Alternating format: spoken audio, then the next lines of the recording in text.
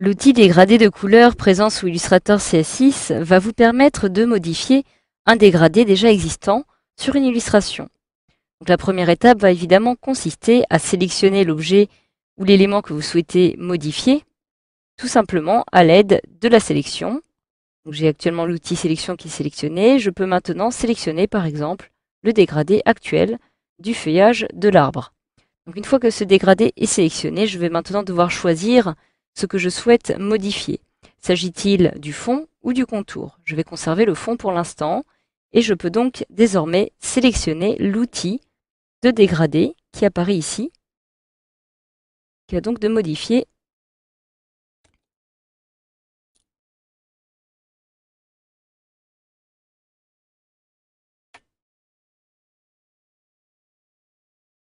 grâce auquel je vais pouvoir modifier le dégradé actuel. Alors évidemment, comme vous pouvez le voir, lorsque je place mon curseur maintenant sur le feuillage, j'ai ici plusieurs éléments qui sont apparus. J'ai d'abord une petite ellipse qui va me permettre de situer, si je le souhaite, l'étendue de mon dégradé à partir de mon dessin. Donc j'ai ici un petit point blanc. Il s'agit en fait du centre de dégradé correspondant justement à mon feuillage. Donc je vais pouvoir le modifier comme ceci. Donc évidemment, plus je vais modifier en déplaçant par exemple cette petite barre de dégradé vers la gauche, et plus le dégradé va être décalé. Donc je vais le situer une fois de plus au milieu. Je peux modifier cette étendue en cliquant sur le petit point et en me déplaçant vers la gauche pour l'augmenter. Évidemment, le fait d'augmenter cette étendue a également augmenté l'étendue des différentes couleurs sur mon dégradé. Le vert foncé n'apparaît donc plus beaucoup sur cet élément. Je peux réaliser aussi l'effet inverse, par exemple, en réduisant cette étendue. Et donc, il y aura plus de vert foncé sur mon image. Donc voilà, à vous de trouver justement l'étendue de votre choix. Une fois que cela est fait, vous pouvez modifier directement la couleur de votre dégradé. Donc à commencer, par exemple,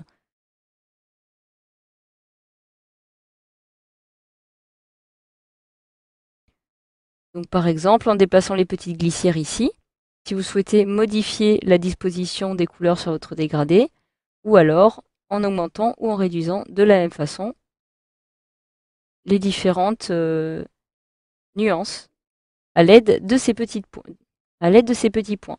Donc cette barre de dégradé est aussi accessible directement depuis le menu dégradé.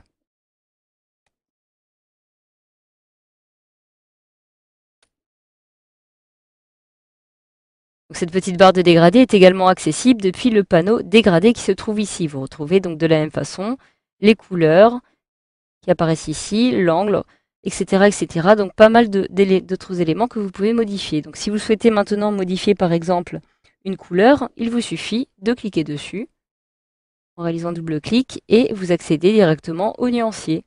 Une fois ici, vous pouvez alors modifier ces couleurs-ci à l'aide des différentes glissières qui apparaissent, comme ceci.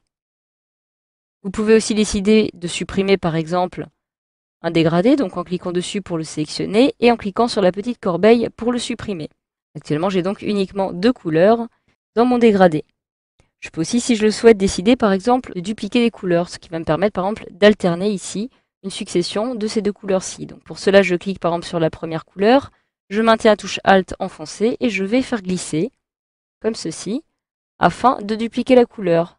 Je peux maintenant procéder de la même façon avec celle-ci. Je clique, je maintiens Alt enfoncé et je vais pouvoir ainsi réaliser une petite duplication qui va me permettre de donner un caractère original justement au dégradé du feuillage. Donc de la même façon, je peux aussi maintenant, si je le souhaite, décider à tout moment de modifier l'angle en cliquant ici. Je vais pouvoir sélectionner un angle par exemple à 60 degrés. Je peux aussi modifier, si je le souhaite, le format des pixels comme précédemment. Je vais réduire un petit peu à 90%. Je vais avoir la possibilité aussi de le faire pivoter. Comme vous pouvez le voir, lorsque j'applique mon curseur près du cercle, j'ai une petite flèche. Si je clique, je peux réaliser une rotation. Donc, comme il s'agit d'un dégradé radial, cela n'a pas trop d'importance. Mais si je passe maintenant en dégradé linéaire, cela va être beaucoup plus notable. Par exemple, de cette façon, voilà, je viens donc de modifier mon dégradé. Je peux aussi à tout moment décider de modifier l'opacité de mon dégradé en fonction des différents éléments qui apparaissent ici. Par exemple, je souhaite modifier l'opacité de cette nuance. Je clique dessus pour la sélectionner et je peux la réduire à 50%. Voilà, enfin j'ai toujours la possibilité de inverser mon dégradé. En cliquant ici, je clique et automatiquement, comme vous pouvez le voir, les petites flèches qui vont composer mon dégradé vont être inversées directement de cette façon. Donc voilà, une fois que votre dégradé a été réalisé, il me suffit de retrouver l'outil de sélection directe, je clique en dehors et mon dégradé apparaît bel et bien ici. Donc voilà, une fois que vous avez réalisé toutes ces modifications, sachez que vous pouvez procéder de la même façon avec le contour en modifiant le dégradé. Par exemple, je souhaite modifier les couleurs, je réalise un double clic ici et je vais choisir des couleurs un peu plus orangées. Ici pour commencer, vers le milieu, je vais sélectionner une couleur plutôt bleue. Et ici une couleur plutôt violette. Donc voilà, grâce à cette formation, vous savez désormais maintenant comment modifier un dégradé sous Illustrator C6.